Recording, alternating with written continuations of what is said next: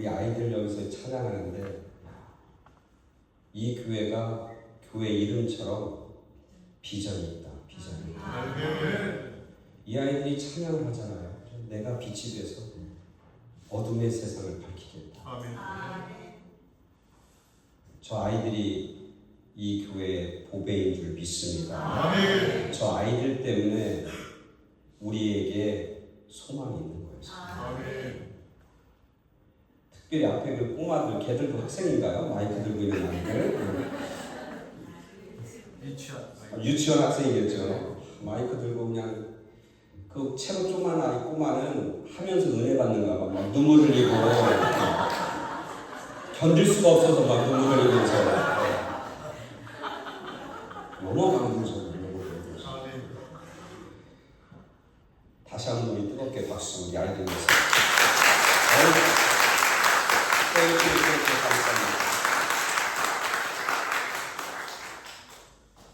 저는 군사는 두 번째 번이었어요. 첫 번째는 대학교 다닐 때 친구 따라서 한번 왔었고, 저희 집사람은 군산을 첫 번째 이번에 방문했어요. 근데 저 개인적으로는 군산은 그렇게 낯설지 않아요. 왜냐하면 지난해 돌아가셨던 저희 어머님의 고향이 여기 만경이라고 해요. 김제 만경. 그래서 어렸을 때 어머님을 쫓아서 이쪽 지역을 많이 봤던 것 같아요. 우리 어머님이 마지막 돌아가시면서 어머님 가고 싶은 것 어디세요? 먹고 싶은 것 뭐세요? 그랬더니 여기 군산 이쪽에 오고 싶다는 거예요. 그래서 조개구이 같은 게 유명한가요? 네, 조개구이하고 조개찜 먹고 싶다. 그렇게 말씀을 하셨던 곳이에요. 결국 우리 어머님 살아계실 때 제가 함께하지 못했고 어머님 보내신 다음에 제가 이렇게 이 지역을 방문해서 또 우리 목사님 또 여러 성도님들 반갑게 만나게 돼서 얼마나 감사하고 얼마나 귀한지. 사실 제가 목회 한 35년 하면서 어느 교회 목사님한테 나 그 교회 좀 가고 싶으니까 나 좀 초대해 주세요. 그렇게 부탁한 것은 이번에 처음이에요. 제가 35년. 우리 목사님이 저를 오라고 하는 게 아니라 제가 가고 싶다고 그랬어요. 좀 뻔뻔스럽게 가고 싶다고 했어요. 제 목회 35년 중에 처음이에요. 처음. 왜냐하면 우리 김필수 감독님에 대한 이야기를 이렇게 잡지나 또 이런 미디어 방송을 통해서 제가 이렇게 접하면서 너무 귀한 사역을 한다. 사실은 학교 같이 입학해서 4년 동안 다녔지만 솔직히 그렇게 친하지 않았어요. 이번에 40년 만에 만났는데 얼마나 감격스럽겠어요. 근데 별로 감격스럽지 않았어요.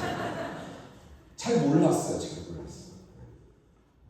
그 인간적인 그런 친숙함이 아니라 우리 목사님이 사역하는 모습을 보면서 얼마나 가슴 뿌듯하고 감격스럽고 얼마나 존경스러운지. 저는 한마디로 뭐라고 목사님의 사역을 보면서 평가했냐면 동행에 대한 열정이다. 동행과 열정. 그래서 이제 뭐 다음 달이 되면 홀사모와 동행 무슨 뭐 하고 혼자 계신 목사님들을 위한 동행, 그리고 가난하고 또 힘든 사람들 찾아다니면서 동행하는 거. 동행이란 말은 동자는 무슨 동자예요? 같을 동자. 행은 무슨 행자죠? 나아간다. 나아간다. 함께 나아간다는 거. 우리 목사님의 사역을 보면 진짜 여러분 동행하려면 방향이 같아야 돼요. 우리 목사님이 가시는 방향은 어디를 향한 거냐면 제가 볼 때는 하나님의 나라예요. 하나님 나라를 향해서 끊임없이 그곳을 향해서 가시는 거예요. 아무리 열심히 가고 아무리 열심히 달린다고 해도 방향이 달라지면 그걸 동행이라고 얘기하잖아요. 또 하나 동행이라고 할 때 가장 필수적인 건, 아이고 죄송합니다. 이름이 갑자기 나왔네. 가장 뭐냐면 눈높이가 맞아야 돼. 눈높이가. 속도가 같아야 돼. 속도. 내가 방향이 같아. 너도 같이 가. 그러나 나는 이만큼 빨리 갈 수 있어요. 혼자 막 가면 그걸 동행이라고 부르잖아요. 아무리 방향이 같아도 속도를 맞추면서 가야지 진정한 동행입니다. 근데 우리 목사님 사역을 보면은 정말 그분들하고 같이 가기 위해서 눈높이를 낮추고 맞추고 낮은 자들과 함께 가시고 힘든 자들과 함께 가시고 함께 모두 같이 가자고 그 사역들을 감당하는 모습을 보면서 제가 이렇게 미국에서 보면 너무 감격스러운 거예요. 일하는 사람도 많고 무슨 뭐 사역을 크게 하는 사람도 있지만 이렇게 동행하는 마음을 가지고 그 길을 열정을 가지고 가는 분은 많지 않습니다. 제가 그런 분을 본 적이 없어요. 그래서 제가 우리 목사님 사역하는 거 보면서 제가 연락했어요. 목사님 저 한번 교회 방문할게요. 그래갖고 제가 여기 이 자리에 있습니다. 감사합니다. 다 같이 기도하겠습니다. 하나님 감사합니다. 하나님이 저희들을 만나게 하시고 말씀으로 함께 만나게 하신 것 감사합니다.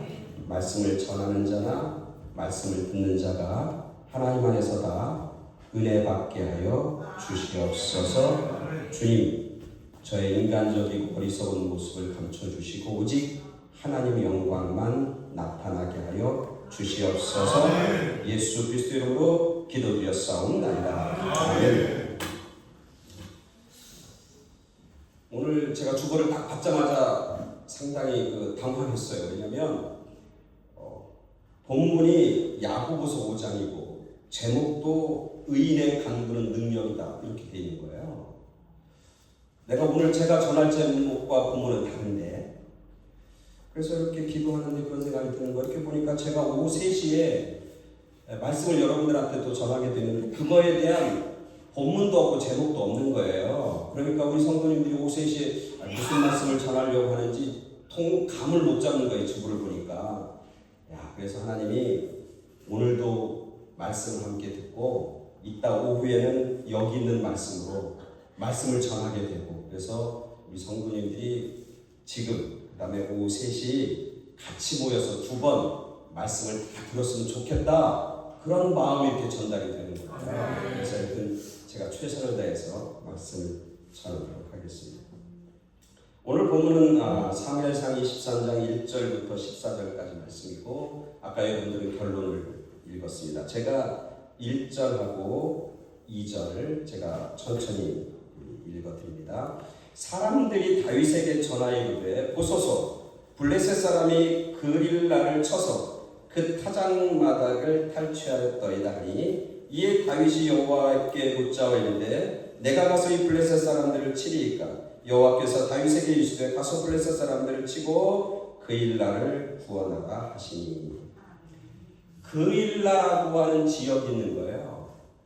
그 이스라엘 백성들인데 그곳에 사는 이스라엘 백성들인데 어디랑 접경을 맞대고 있냐면 블레셋이라고 하는 나라와 접경을 맞대고 있는 거예요. 근데 어떤 사람들이 다윗에게 이야기하는 거예요. 그 그릴라에 있는 사람들이 블레셋 사람들이 쳐들어와서 침범하고 자기들의 재산을 다 탈취해서 뺏어간다고 하는 이야기를 하는 거예요. 그러면서 다윗이 뭐냐면 내가 그릴라를 구원할까? 당신이 그릴라를 좀 구원했으면 좋겠습니다. 그렇게 얘기하는 거예요. 그래서 다윗은 그 이야기를 듣자마자 하나님 앞에 기도하는 거예요. 하나님, 내가 그릴라라고 하는 곳에 가서 고통받고 있는 우리 민족들을 구원하는 게 맞습니까? 라고 묻는 거예요. 그때 오늘 하나님께서 뭐라고 하냐면 그릴라 주민들을 구원하라. 그렇게 말씀해 주신 것이죠. 오늘 우리들이 살아가면서 헷갈릴 때가 참 많이 있습니다. 헷갈릴 때가. 뭔가 분명하고 정확하면 좋은데 우리가 살면서 뭔가 분명하고 정확한 것보다는 이것인가 저것인가 이게 결정하지 못해서 때로는 당혹스럽기도 하고 때로는 혼돈스러울 때도 참 많이 있습니다. 예를 들면 아주 쉬운 예는 여러분 커피가 몸에 좋습니까? 안 좋습니까?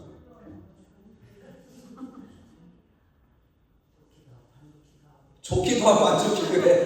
그럼 좋다는 얘기, 안 좋겠다는 얘기예요.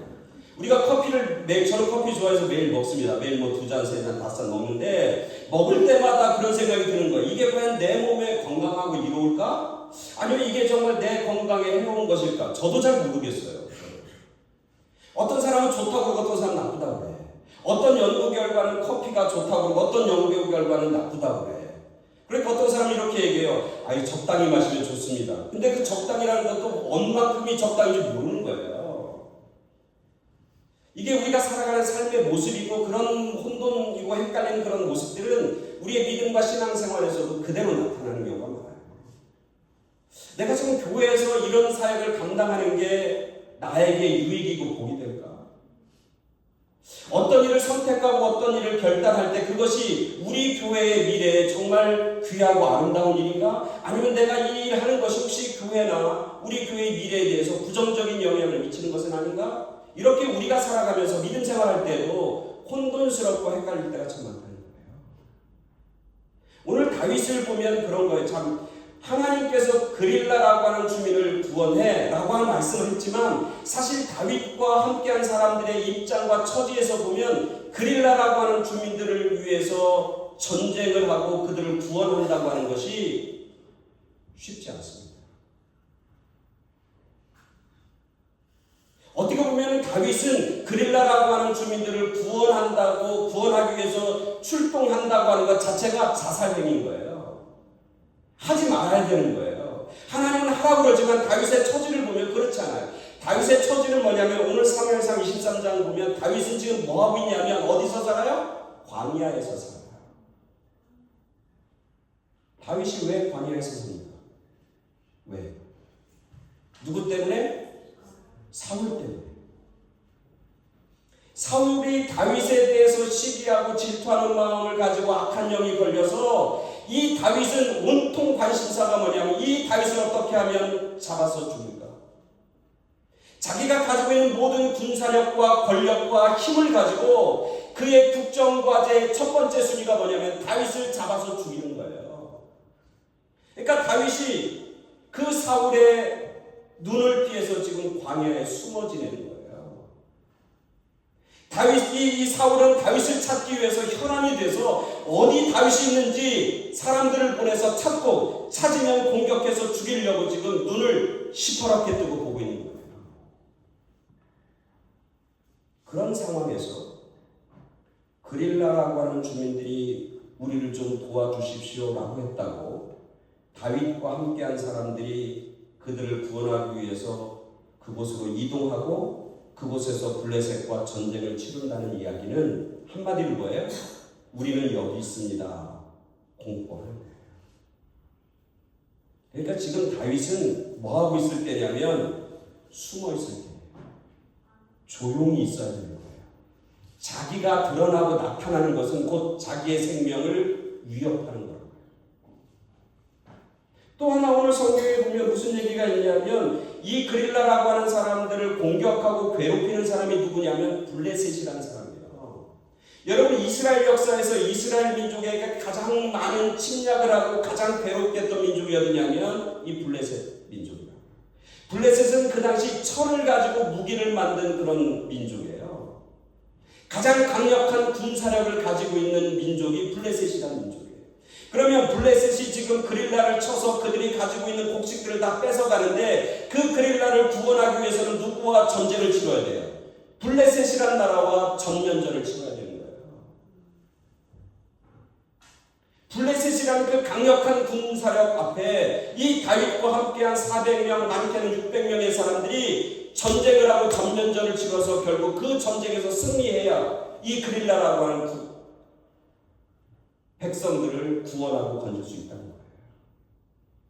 근데 지금 다윗과 함께한 사람이 400명에서 600명 정도 되는데 그 사람들이 소위 말하면 일당백이냐, 그 사람들이 잘 훈련된 특별한 군사력을 가지고 있는 사람들이냐, 특수부대 사람들이 아니에요.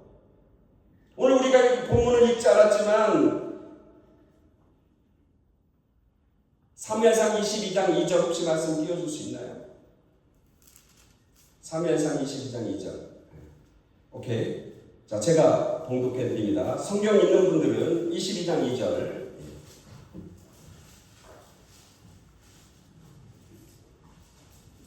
제가 읽어 드리겠습니다.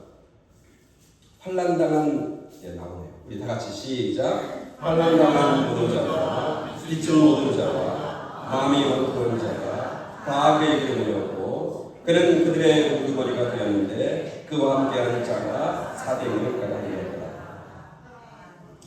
누가 다윗과 지금 함께하고 있는 사람이라는 거예요? 성경에 보니까 환난당한 모든 사람, 빚진 자들.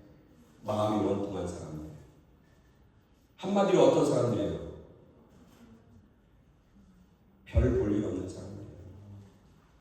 사회적으로 밀려갖고 도망다니는 사람, 피해 다니는 사람, 힘 없는 사람, 능력 없는 사람, 뭔가 자신 있게 자기의 삶 속에서 드러낼 것이 아무것도 없는 사람. 그래서 늘 고통받고 원통한 마음을 가지고 도망다니고 피해 다니는 소위 말하는 오합졸개와 같은 사람들이란 말이에요. 그 사람들이 약 400명가량 다윗과 함께 모여 있는 거예요.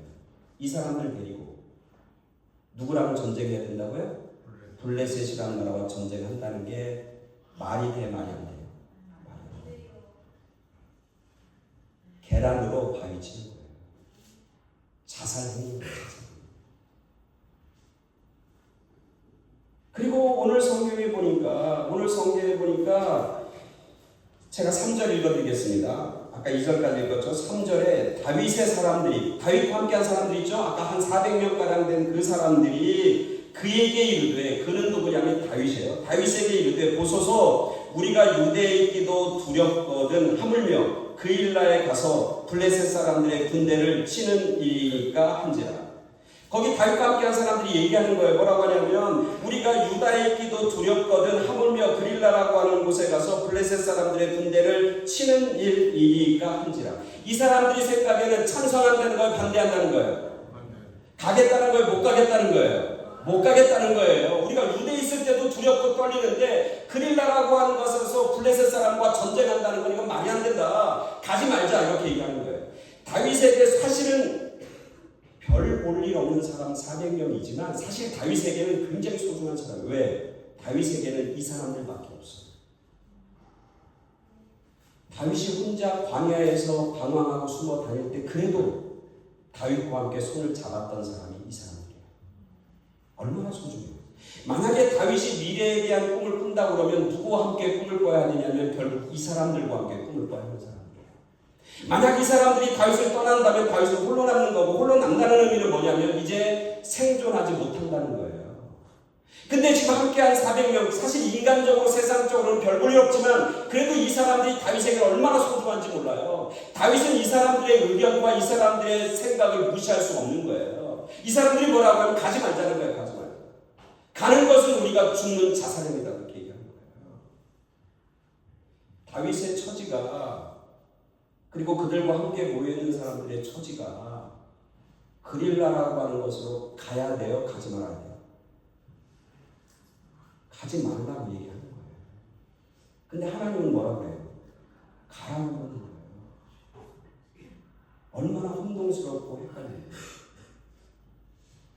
근데 다윗의 위대함은 뭐냐면 묻고 또 묻는 거예요.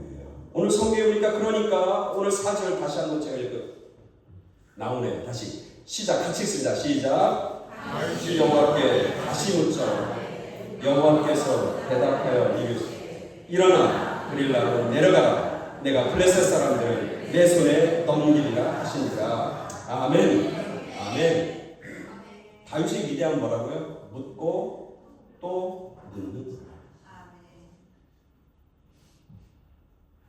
자기의 형편은 아니야. 자기와 함께한 사람들도 아니야. 내 상황, 내 코가 석자인 거예요. 나 지키고 나와 함께한 사람들 지키는 것도 버거워요. 내가 일어나야 다른 사람도 일으킬 수 있는 거 아닙니까? 내가 잘 돼야 다른 사람을 도울 수 있는 거 아닙니까? 근데 내 처지가 지금 그럴 처지가 아닌 거예요. 근데 하나님은 가라고 하는 거예요. 다윗이 그 형편 속에서 다윗은 묻고 또 물으면서 하나님의 섭리와 하나님의 뜻을 계속해서 확인하고 확신하게 만드는 그런 다윗의 모습을 보게 돼요. 묻고 또 묻는다는 건 뭐 하는 거예요? 기도한다는 거예요. 문제의 해결은 사람들의 손에 달려있고 우리의 환경에 달려있는 게 아니라 하나님의 손에 달려있다고 다윗은 믿음으로 고백하고 있는 거예요.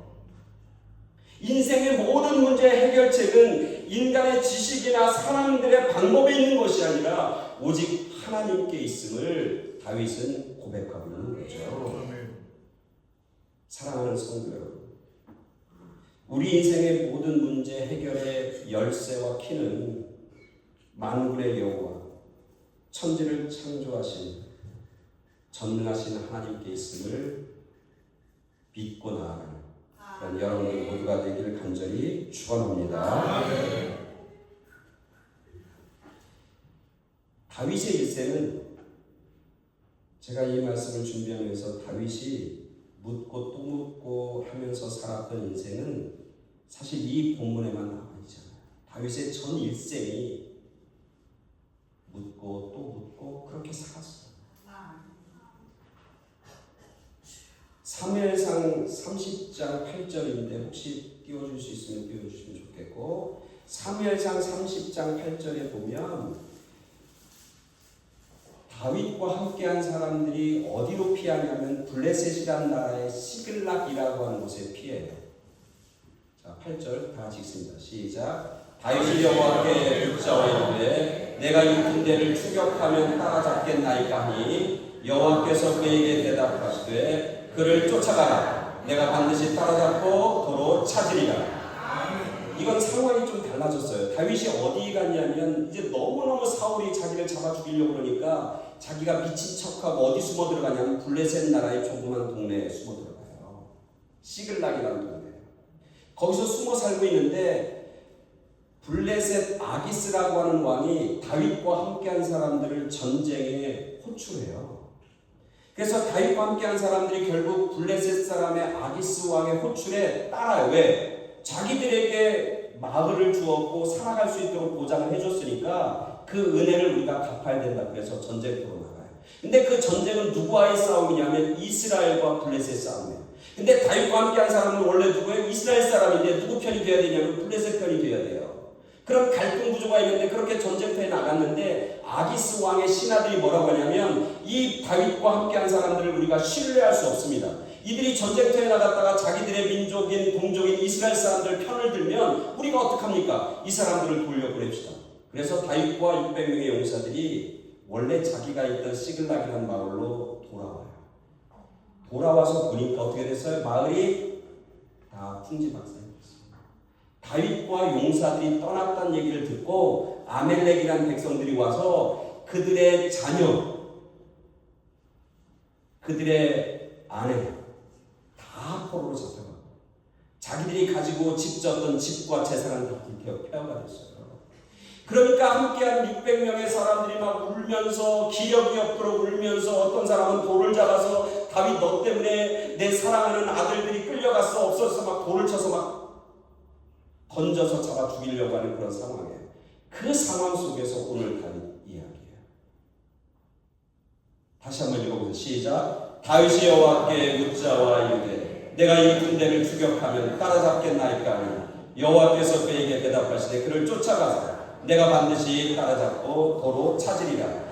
아들도 찾고 가족도 다 찾을 거라는 거예요. 그 어려운 상황 속에서 오늘 다윗은 또 뭐하고 있다고요? 하나님 앞에 묻자와 이르되 묻고 또 묻고. 근데 참 재밌는 것은 다윗의 위대한 뭐냐면 힘들고 어려울 때만 하나님 앞에 나와서 무릎 꿇고 하나님 앞에 기도하고 묻는 그런 인생이 아니에요. 지금 광야에서도 하나님 앞에 묻고 또 묻고 지금 힘든 어려운 상황과 고통의 상황 속에서도 하나님 앞에 묻고 또 묻지만 다윗이 힘들고 어려울 때만 묻는 게 아니라 왕이 되었을 때에도 다윗은 하나님 앞에 묻습니다. 왕이 되었을 때 사무엘하 2장 1절 한번 보시죠. 사무엘하 2장 1절. 아마 파워포인트 하는 분이 지금 굉장히 바쁠 거예요. 제가 막 성경 본문을 얘기하니까. 사무엘하 2장 1절. 사무엘하 2장 1절. 자, 나왔습니다. 시작. 읽게 시작. 그 후에 다윗이 여호와께 여쭈어 야하되 내가 유다 한 성읍으로 올라가겠습니다. 여호와께서 이르시되 올라가라. 다윗이 가려되 어디로 가리까? 이르시되 헤브론으로 갈지니라. 이거는 다윗이 이미 왕이 되었어요. 다윗이 도망자일 때도 하나님 앞에 묻고 또 묻고 왕이 되었을 때도 하나님 앞에 묻고 또 묻고 광야에 있을 때에도 하나님 앞에 묻고 또 묻고 왕궁에 있을 때에도 하나님 앞에 묻고 또 묻는 그런 다윗의 모습을 보게 돼요. 이건 왕이 된 이후에 하나님 앞에 묻는, 하나님 내가 어디로 올라갑니까? 유다로 가라. 어디로 갑니까? 헤브론이요. 다윗이 자기의 왕궁을 세우는데 어디에 내 왕궁을 세우면 좋겠습니까? 이렇게 묻는 거예요. 왜 자기 생각이 없겠어요? 왜 자기가 마음에 드는 성이 없겠어요? 그럼에도 불구하고 다윗은 꼭 하나님 앞에 묻는 거예요. 내 생각과 내 판단과 내 경험대로 내 시식대로 살아가는 게 아니라 다윗은 처음부터 마지막까지 하나님 앞에 묻고 또 묻는 거예요.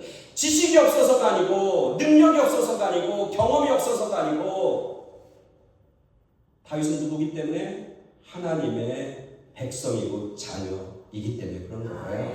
하나님의 백성들이 살아가는 삶의 방식인 거예요. 우리가 하나님의 백성이라는 얘기 뭐냐면 내 생각대로 하지 않는 거예요. 누구의 생각을 살피는 거예요? 하나님의 생각을 살피는, 물어야 되는 거예요. 우리가 힘들고 어려운 일을 당해서 힘들고 어려울 때 하나님 앞에 주님 왜 나에게 이런 어려움과 고통과 환난이 있습니까? 왜 내가 생각지도 않았던 이런 어려움을 당합니까? 라고 하나님 앞에 물어야 되는 거예요. 그래야 그 어려움과 환난이 상처로 자리 잡고 앉지 않고 그 환난과 어려움 때문에 우리가 절망하거나 낙심하지 않아요.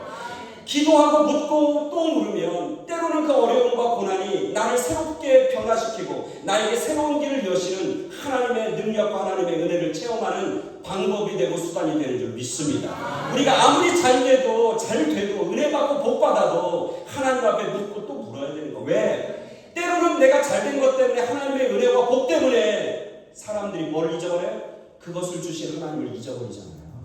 그러면 하나님이 복 주신 것 같은데 뒤 돌아보면 그 복이 뭐가 돼? 저주가 되는 경우가 얼마나 많은지 몰라요. 하나님이 은혜로 건강도 주시고 하나님이 은혜로 물질도 주셨는데 점점 지나가면서 그것을 주신 하나님을 잊어버리고 이제는 그게 다 내가 잘했고 내 능력이고 내 경험이고 내가 내가 잘나서 그렇게 된 줄로 착각한단 말이죠. 그러면서 하나님을 잊어버리는 경우가 얼마나 많은지. 잘 되었을 때도 하나님 앞에 묻고 또 물어요.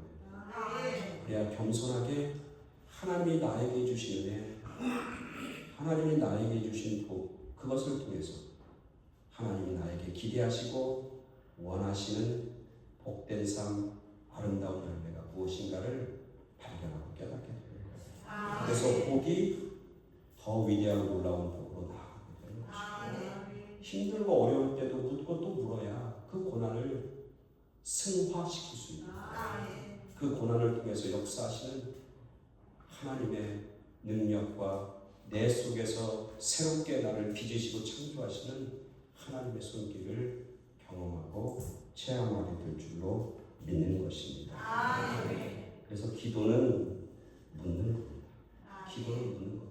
묻고 또 물으면서 살아가는 삶, 그게 하나님의 백성들과 성도들이 살아가야 할 삶의 모습인 줄 믿습니다. 그리고 하나님은 묻는 사람들을 기뻐하셔요. 너는 내게 부르짖으라. 그리하면 내가 응답하겠고 내가 알지 못하는 크고 비밀한 일을 보여주시리라. 하나님은 묻는 사람들을 좋아해요. 하나님 앞에 묻는다는 건 뭐야? 그분을 인정하는 거예요. 그분의 권위를 내가 받아들이는 거예요. 그리고 그분이 가지고 있는 위대하고 놀라운 역사를 내가 신뢰한다는 거예요. 그래야 묻는 거예요.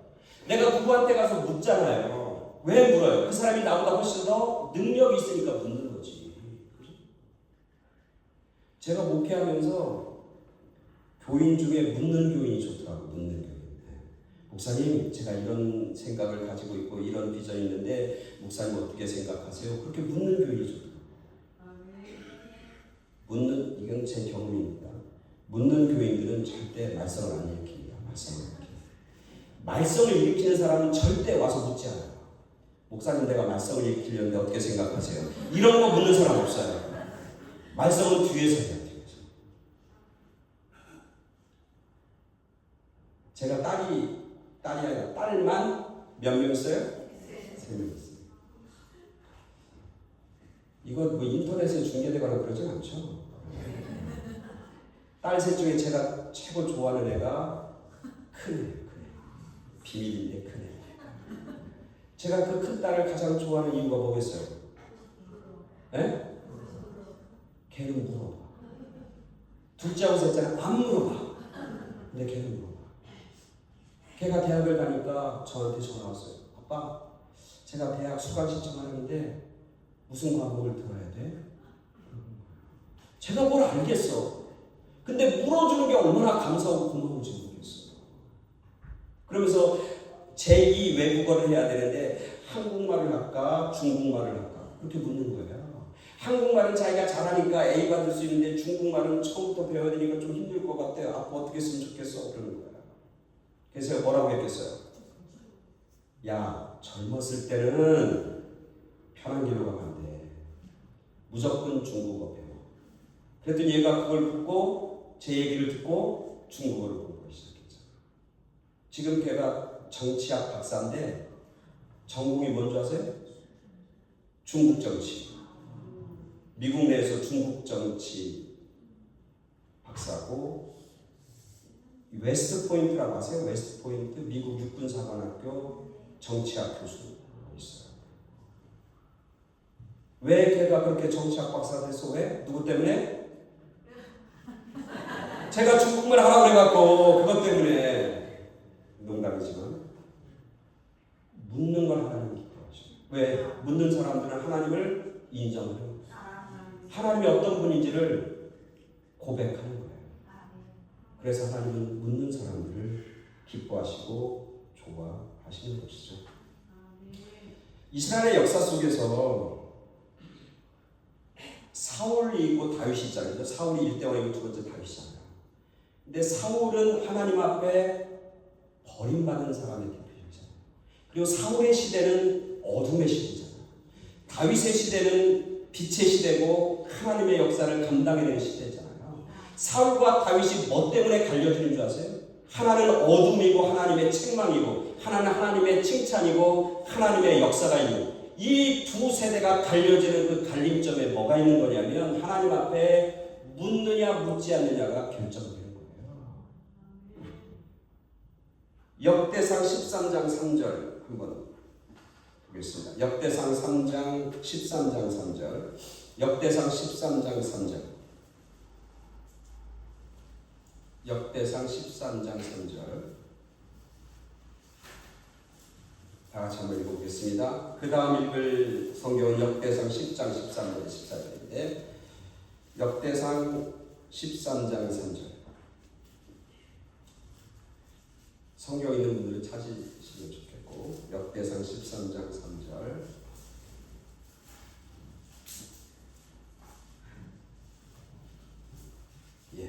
다 같이 시작. 우리가 우리 하나님의 궤를 우리에게로 옮겨오자. 사울 때에는 우리가 궤 앞에서 뭐 하지 않았다? 묻지 않았다.